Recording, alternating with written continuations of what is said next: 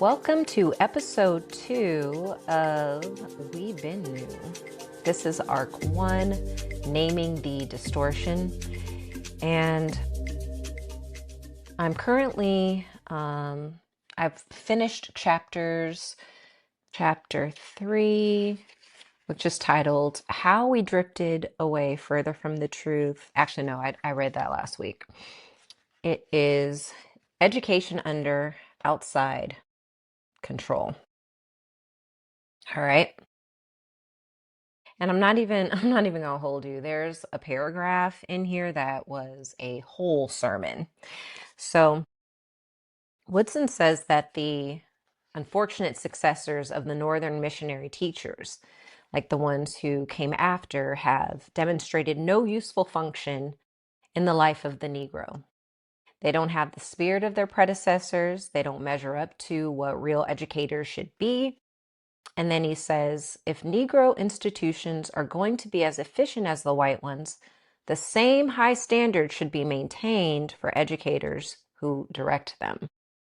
And then he also goes on to say that Negro schools can't go forward with this load of inefficiency, especially when the white presidents of these institutions are often less scholarly than Negroes who have to serve under them. And when I read that, I was like, yeah, because I cannot tell you how many times, not necessarily in the educational space, but how many times I have had to work under people who, quite frankly, were not at the level that made it appropriate for them to be leading me in the first place. And that's not even about ego. It's about the injustice of it, because when you're being told, this is leadership, this is authority, this is who gets to decide, then you get to see with your own eyes that it's upside down. And then you have to live with the reality. It's this other reality that your trajectory, your livelihood, your education, your access is tied to people who have no business being in these roles whatsoever. And you know you could do better, but you don't have the authority or the power to do anything about it meaningfully. So you're just stuck in it. And I want you to really sit with this. Where in your life have you been made to submit to authority that you knew was misaligned? And what did that teach you about what you deserve? And this is in multiple contexts in terms of people and positions of authority and roles of authority.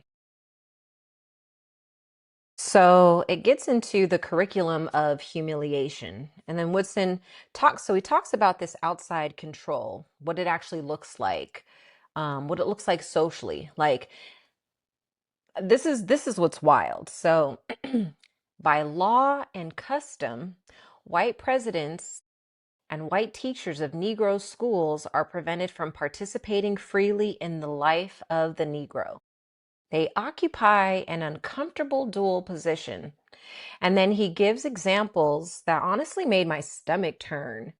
He says when he taught in school with a mixed faculty, the white women would bow to him in this patronizing way on campus, but off campus, they didn't see him. Now, read that again. On campus, performing respect. Off campus, you're invisible. And then he says, a white president of one Negro school never entertains a Negro in his home. And if someone does come as a guest, he shifts them to the students' dining room. Another white president maintains a guest cottage on campus that Negroes can only enter as servants.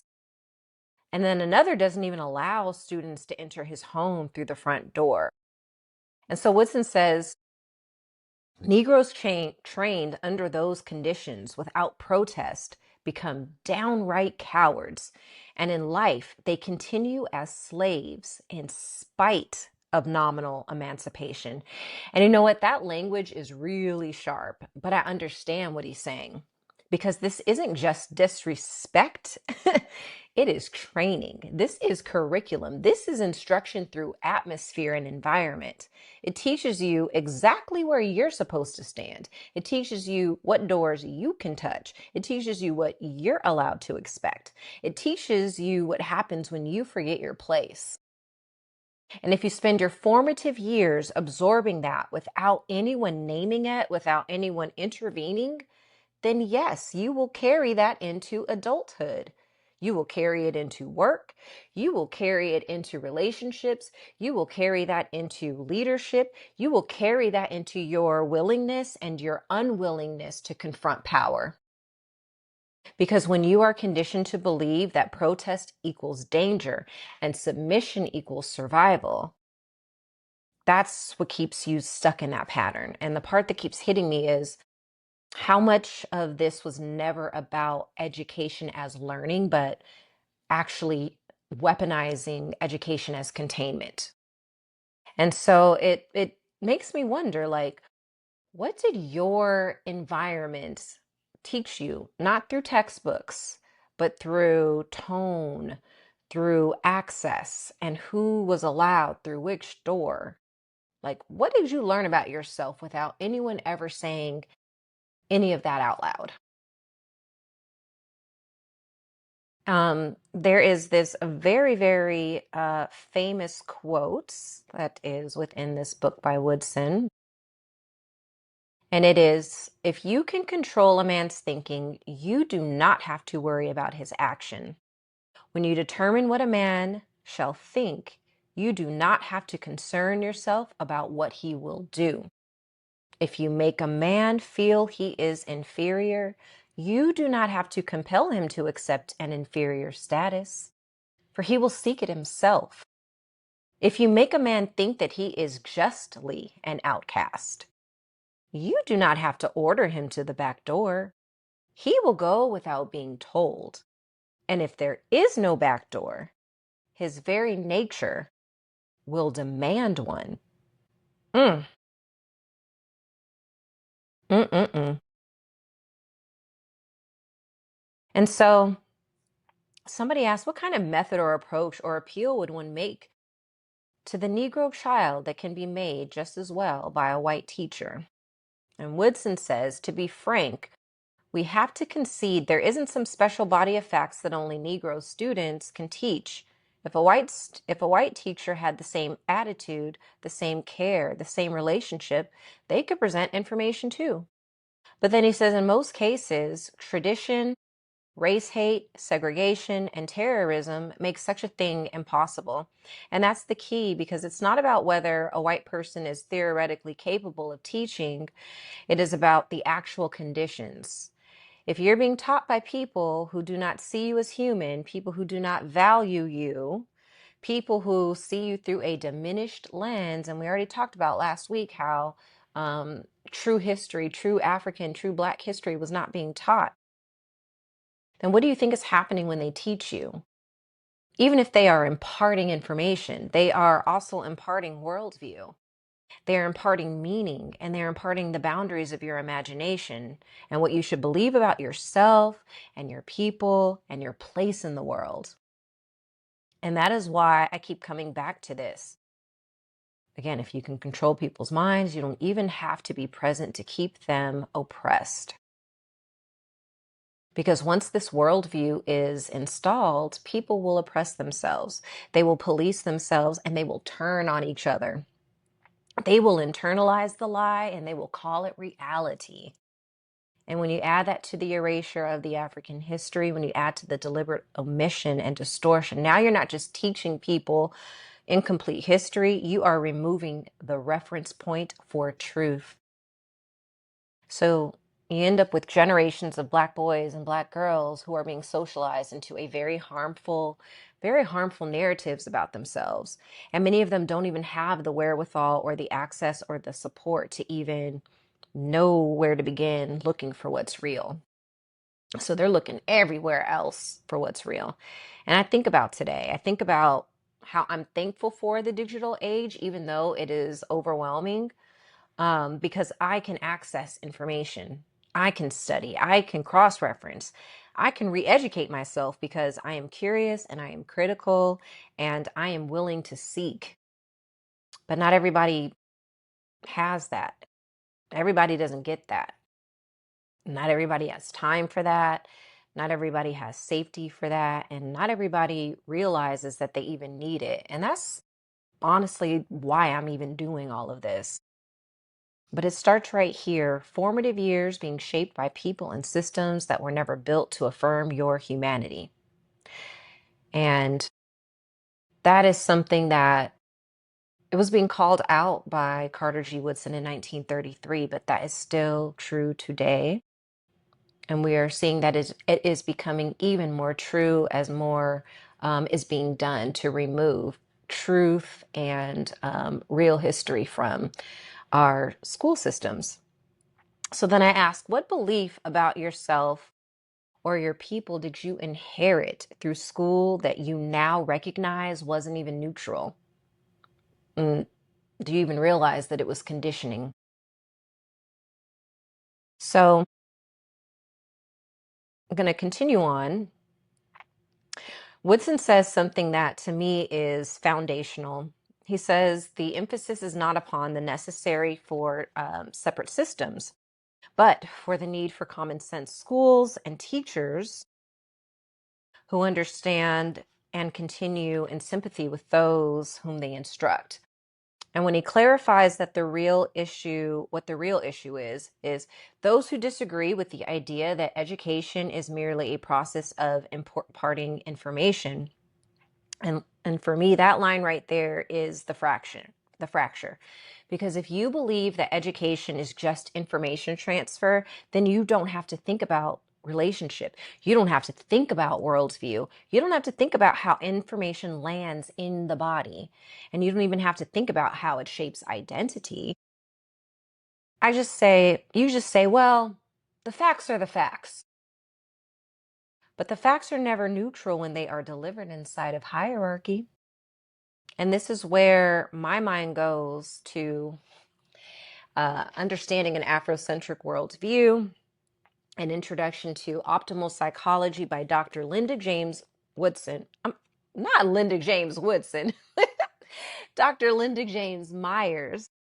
This is actually the book that really put me onto Woodson in the first place, because in this text, there's this emphasis on Ubuntu. I am because we are. On wholeness, on the inseparability of mind, body, spirit, community, and land, something that our people knew thousands years ago, okay? Everything is connected. Education is not separated from the spirit. It is not separate from the nervous system. It is not separate from your sense of belonging. It is not separate from your ability to imagine a future. So when Woodson says education should begin with life as people find it and help them to make it better, I understand that to know that that is not a sentimental statement, but that is a structural necessity. And if you begin with people's lived reality, then education becomes adaptive and it becomes responsive, and more important, it becomes empowering. But if you begin with European ancients who were imitating the ancient Africans, Egyptians, Kemet, Ethiopians, um, and even the imitations of those Europeans who were imitating what they saw. If you begin with a worldview that has already been fragmented, from that has already fragmented self, from spirit, individual from community, land from people, then what you are teaching isn't neutral at all. You are teaching distortion. And I know that we're not in the book Yurugu yet, an African-centered critique of European thought and behavior, but I already see where this is going, because that book gets into the psychological processes that had to occur for Europe to be known as for it to become Europe as we know it. Um, Objectification, separation, fragmentation, the splitting of self, the splitting of reality into compartments. And what I'm now recognizing is that fragmentation didn't just stay in philosophy, it entered into education that has been so diabolically um, weaponized. Now education becomes memorize this, regurgitate that, chase this credential, increase your salary, because that's really the through line. And nowhere in that process are you asked, Is your life more harmonious? Is your community more whole? Is your spirit more integrated? Is your people's condition any better? And that's not even a metric. That is performance inside of a structure that was never designed with your liberation in mind, because your liberation is antithetical to that system. And when you take a step back and you look at that, you start to see that miseducation isn't just about false history. It is about teaching people to value the wrong outcomes. It is about conditioning them to pursue proximity instead of sovereignty, and convincing them that success equals separation. And the saddest part, a lot of us don't even realize that we're being trained into it. So I ask this question: does education bring your mind into harmony with the life you actually have to face? Or does it prepare you to perform inside of a system that we all are seeing with our very eyes are not built for anyone? Well, we know who it's built for, but it is not built for humanity. So when Woodson says something that uh, says education means to inspire people to live more abundantly and to begin with life as they find it and make it better, that is objectively true, right? But again, when you are taught within a system where the worldview is abundance means domination, extraction, all of these things that have been used to create this society, then you can see where people would mistakenly they would mistakenly equate education with, actually, I'm going to get into it because he says in most cases, graduates have merely increased the number of malcontents who offer no program for changing the undesirable conditions about which they complain. And that line hit me because what he's saying is protest by itself is not transformation. Complaint by itself is not liberation. If you do not have a constructive program, if you don't know what you are building toward, then all you are doing is reacting inside of the same structure. And here is the dangerous part. If people don't even know that they are being miseducated, if they don't even recognize that their worldview has been shaped by something unnatural, then they won't even know that they need a program. And they'll think that the system is flawed, but it just needs to be repaired. It just needs reform. But it's fundamentally valid, right? They'll think, oh, if I just work harder, if I just get one more credential, if I just get into this room, or if I just get closer to power, it's just going to magically make all those problems disappear. But Woodson is exposing something deeper, and that is that the foundation itself is distorted. And I think about I think about like the principles of Ma'at: harmony, balance, justice, responsibility, reciprocity. I don't remember that ever being the center of my education, not in K through 12, not in college, both times, not even in corporate leadership development. There was no conversation about alignment. No conversation about moral coherence, no conversation about what it means to create order instead of enforcing order by extracting profit.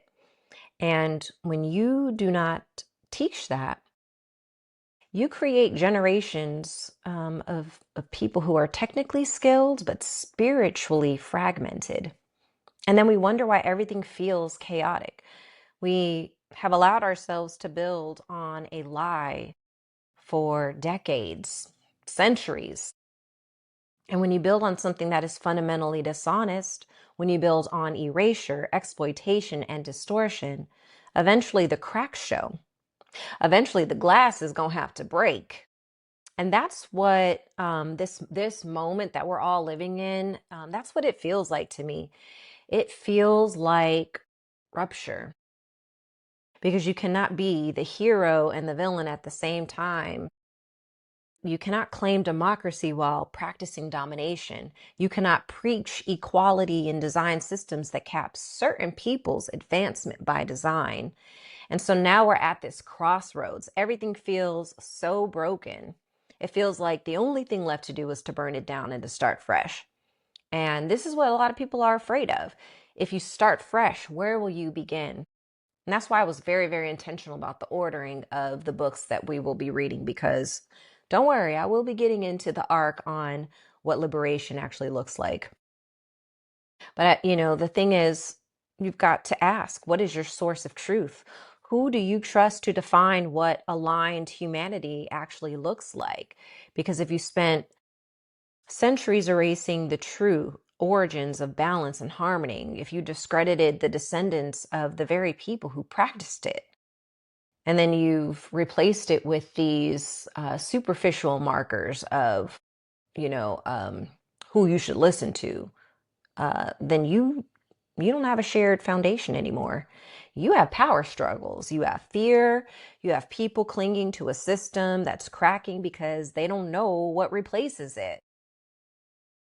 And the dominant culture especially cannot afford to admit to this lie, because to admit it would mean relinquishing control of the narrative. It would mean admitting that you have been both architect and beneficiary of distortion. And that is why the resistance to truth is so aggressive. It is not confusion, it is preservation. And reading Woodson in 2026, seeing him say these things in 1993 feels like watching watching someone call out a blueprint that we are still living inside of, which I know is not coincidental. I know that this is design.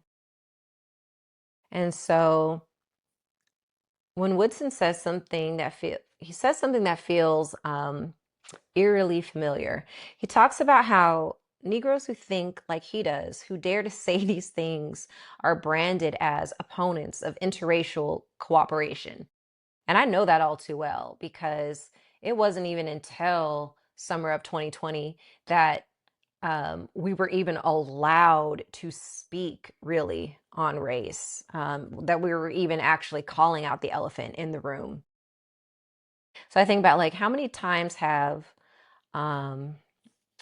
times have I heard that? If you critique the structure, you're divisive. If you name the imbalance, you're anti cooperation. If you refuse tokenism, you're difficult. In fact, I specifically remember one of the Black professionals that I interviewed last year for my treatise, and how people wanted to use her in imagery. And she was like, "You're going to have to get somebody else to do it." And they were so perplexed as to why she didn't want to be didn't want to be a representative, knowing that this was just optics. But she was considered difficult. Um, so Woodson clarifies what cooperation actually means. And I think through this journey, it's also where I'm realizing we have got to reclaim language, because everything that we are taught, or everything that we are shown, there is this cognitive dissonance that is built in. So it ends up disrupting and distorting what the true meaning of words are. So cooperation implies equality of the participants in the particular task at hand. But what he describes is not equality. He says the usual way is for whites to work out their plans behind closed doors, get them approved by a few Negroes serving nominally on a board, and then employ a white or mixed staff to carry out the program. And he says it plainly. This is not interracial cooperation. It is the ancient idea of calling upon the inferior to carry out the orders of superior. And when I read that, I immediately thought about DEI, because I will never forget, this was several years ago when I was considering applying for a role in that space. And at that time, I was only just becoming aware of the language of diversity, equity, and inclusion. And so was the organization I was in. Again, this was before 2020. Actually, no, this was around the time of 2020. But even with limited exposure, I could already see that something wasn't right. The goals were not aspirational, they were comfortable. increase Black leadership representation by, increase the number by 5%. Mind you, prior to this time, there had never even been a disclosure of the percentages of Black leadership. I just knew with my own eyes that I didn't see Black leadership. So it's like, okay, increase the representation by 5%, but 5% of what? If Black leadership is less than 3% or less than 1% in a lot of spaces, what are we even talking about? One more higher maybe? And then I started thinking structurally. Okay, if I take this role, I report to HR. HR reports to the CEO, but the head of DEI doesn't report directly to the CEO. And I'm not going to get into it in this episode, but again, thinking about who traditionally makes up executive leadership and heads of HR. And that tells me everything, because it means whatever initiatives we propose, whatever objectives and key results that we outline, they have to exist at the comfort level of the dominant white leadership. Not at the level of justice, not at the level of repair, not even in the level of truth, at the level of comfort. And once I understood that, I had to ask myself, is there even a point? Because if the job description says enhance diversity, address injustice, improve equity, then that requires honesty. That requires boldness, that requires risk, that requires dismantling patterns that benefit the very people you are reporting to.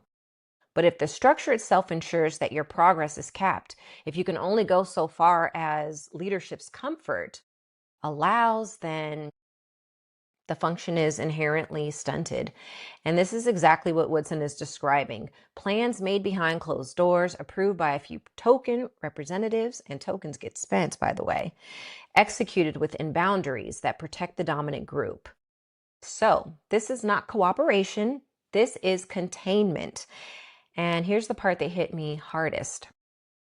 He says, behind closed doors, these so-called friends say you need to be careful advancing Negroes to commanding positions unless it can be determined beforehand that they will do what they are told. You can never tell when some Negroes will break out and embarrass their friends by advocating equality or demanding democratic privileges. And that was in 1933. And yet, how often do we still see this? Looking at all these philanthropic efforts and organizations that care about the community, care about righting wrongs, care about Black people. Yet, with this administration, even if not told to do so, where the money at? Where the grants at? Where the funds at? Where the support at? So you can be promoted if you don't disrupt. You can have influence if you don't challenge the foundation. You can speak if you stay within the approved vocabulary. But the moment you demand structural change, the moment you name power, the moment you connect the dots too quickly, now you're a problem. And what I realized even before I had all of this language for it is that I was sensing that dynamic in real time. Nobody was saying it out loud, but I could feel it in my body. I knew that it was there. And that recognition, that early awareness, that is part of what pushed me deeper into studying all of this in the first place. Because once you see the structure, you cannot unsee it. And Woodson is making it painfully clear. Again, this is not accidental. This is architectural. So I ask, where do you see cooperation in your workplace or community that is really just control with better branding? So then Woodson moves on into something that further called me out. This is chapter 5, the failure to learn to make a living. And he opens it with this. Whew. The greatest indictment of such education as Negroes have received, however, is that they have thereby learned little as to making a living, the first essential in civilization. And when I read that, I had to pause, because what he's pointing out is not just employment, but it is actually economic sovereignty. It is the ability to create, to sustain, to employ one another, to build something that doesn't collapse. the moment that outside approval is withdrawn. And he says it plainly: Negroes are unable to employ one another, and whites only call on Negroes after their own race has been taken care of. And now we see him with the AI, like, we see what's happening with that. And the miseducated Negro has offered no remedy. And that's harsh, but I understand what he means. If your education does not bring your mind into harmony with the life you must actually face and your people, then you are technically trained but structurally unprepared. And I think about degrees. I think about the doctorate story that he tells, the man who needed the degree for promotion, but couldn't even pronounce what he was chasing, because again, you've now connected education in that sense with this is my means for surviving versus like being educated to be to really come into full self-knowledge, which is the basis of all knowledge, and to come to full enlightenment, right? So the degree wasn't about scholarship, it was about salary. And Woodson makes it clear he is not against advanced degrees, but they should be honors that are earned for distinction, not keys to a higher paycheck inside a system that still caps your influence. And when I sit with that, I have to be honest. How much of what we chase is rooted in fear? If I do this, maybe I won't suffer. If I get this title, I'll be safe. If I collect enough credentials, maybe I will be insulated from the financial insecurity that I was born into and that I continued to struggle in through my early adulthood. And again, what are we even being insulated from? From a system that was designed to keep you dependent? Because if you're being educated into pipelines that were never structured to fully receive you in the first place, if you're being taught to integrate into industries that were never built with your advancement in mind, then you are not being prepared for ownership. You are being prepared for participation at best. And those are not the same thing. And Woodson gets into something that hurts even more. He talks about Black people refusing to invest in Black enterprises, exploiting them without supporting them, gossiping them into failure, expecting them to fail, and then celebrating when they do, just so that they could say, I told you so. And that part is heavy because he is not just critiquing the oppressor, he is naming internalized distortion. If you've been taught that Black business is inherently inferior, if your professors told you years ago that Black people can't compete, you're not even seeing examples of Black success, then you will unconsciously sabotage your own. And here's the part that got personal for me. He talks about failure, about how Black businesses often don't have room to fail. And I had to unpack something within myself. When I first joined a new team years ago, the philosophy was fail fast, try it. If it doesn't work, adjust, no big deal. And that concept was foreign to me because I have never felt afforded the privilege of failure. For me, there was no try, there was only do. There was only, you better get this right. And whether that narrative was always objectively true or not, it was true in my nervous system. Because when you understand that mistakes can be weaponized against you, when you understand that your competence is constantly being evaluated, not just as an individual, but as a representative, and then you have no safety nets, then failure doesn't even feel like growth. It just feels like a risk that you cannot afford. And that conditioning, it shapes how you move. It shapes your aversion to starting small. It shapes your hesitation to experiment. It shapes your fear of building something that is imperfect. And Woodson says something that connects directly to this. He says the educated Negro often cannot start small enterprises that make larger ones possible. If he cannot proceed according to the methods of gigantic corporations he reads about or works within, he does not know how to organize communities of the poor along lines of small business. And that really hurt because I was trained in corporate structures, in banking and operational efficiency and scaling systems, but I wasn't trained in food supply chains for my community, in cooperative models, and building from the ground up with limited capital. And what I'm recognizing now is that corporate conditioning teaches you to optimize inside systems, but not to actually reimagine the system itself. And so when I stepped into entrepreneurship, really stepped into it, I had to confront that. I had to confront how much of my thinking is still shaped by the very structures I critique.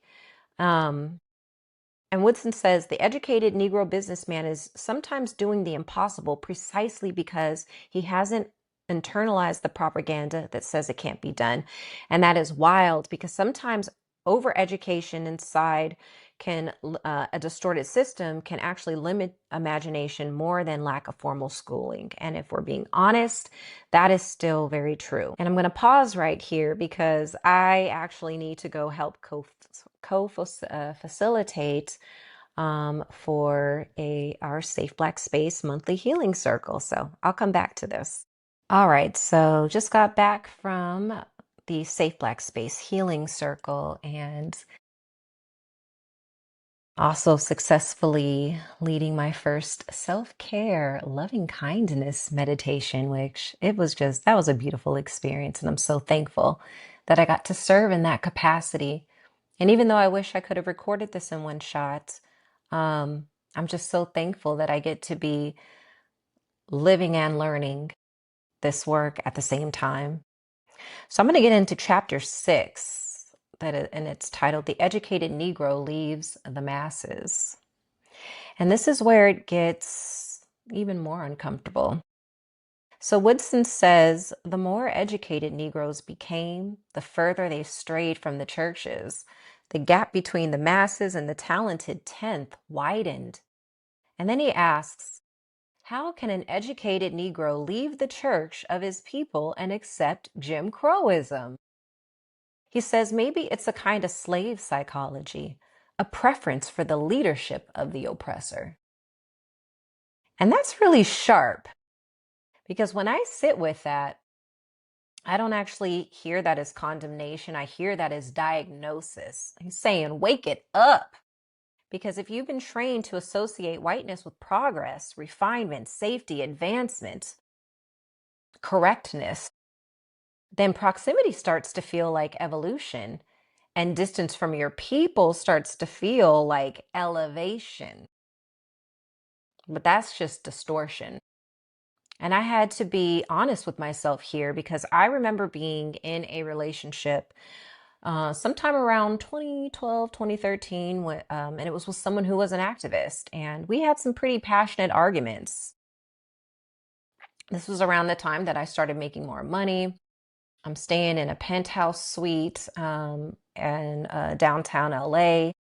I'm renting out my first home. So from all the markers of Western society, I'm successful. I've got all kinds of things going together there. And this gentleman that I was dating, his situation was a little bit different.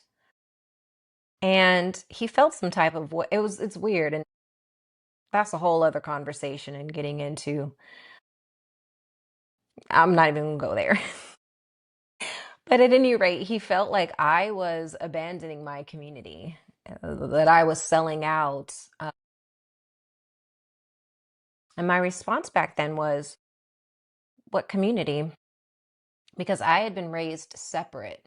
Um, I was raised by a single mother who intentionally moved us further and further away from the Black and brown neighborhoods, placed us in schools where I could count on one hand how many students looked like me. And I understand why she did it. But at that same time, I was being told implicitly and explicitly to be mindful. And actually, like, as I went into adulthood, I was being told to be mindful of who I associated with, even in the workplace. So this is like childhood through adulthood and my career, and this alienation and this separation and this elevation. And all of that means is just moving away. That is continuing the ma'afa. Ma'afa is the separation, the disruption that happened with the Black Holocaust. I know we don't recognize it. I know it's not widely recognized as a Holocaust, but it was a Holocaust. And so think about that, and then think about in these more modern times, still being told like you've been separated from your people and continue to separate yourself if you want to do well in this society. So when someone said your community, I genuinely didn't know what that meant. I had social circles. I had people that I went out and had fun with. I had acquaintances, but I had not been taught collective responsibility. I had been taught individual escape. And that's a very, very confusing message. You are Black. You will be treated differently, but go over there anyway. Assimilate, excel, outperform. Don't look back. And that creates a fracture because you are simultaneously reminded of your racial identity, but you're also being trained to distance yourself from it. And Woodson is saying that when the educated Negro leaves the masses, it works more disastrously among Negroes than among whites because white lower classes have had more opportunity. And that's the thing that we haven't, uh, I won't say all of us, but I don't think that was something I fully understood. It's like you're being told you could be anything, you can do anything, but the reality is you do not have those same opportunities. Now, I don't know if I fully agree with him saying, because he was saying that educated white people are always working to lift their own. But I do understand what he is observing, and that is that proximity breeds protection and fragmentation breeds vulnerability. And he says, at that time, the church was the only institution that the race controls, which is complicated for me being raised as a Buddhist. Because religion has been both refuge and weapon, liberation and oppression, and community as well as psychosis in my observations of others, quite frankly. And he goes even further to say that even in the church, Negro religion is largely a loan from the whites who enslaved and segregated them.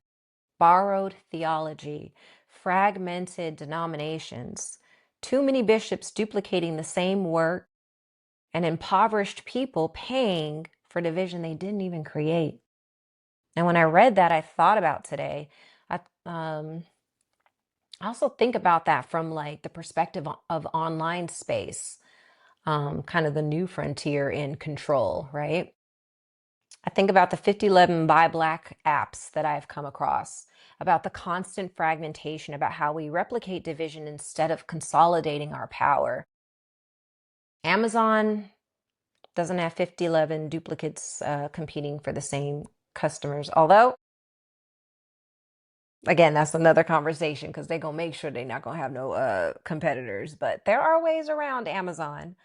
But we know that's strategic consolidation. But we, conditioned by separation, often default to segmentation. Because again, if you are socialized and conditioned within a separatist type of society, um, and you have not been taught community, and you're like, I'm going to be the savior, I'm going to solve this problem, and I'm going to be the owner of it. Never mind that, like, if there's someone else who may actually have been able to add a piece to the puzzle that you weren't even thinking of.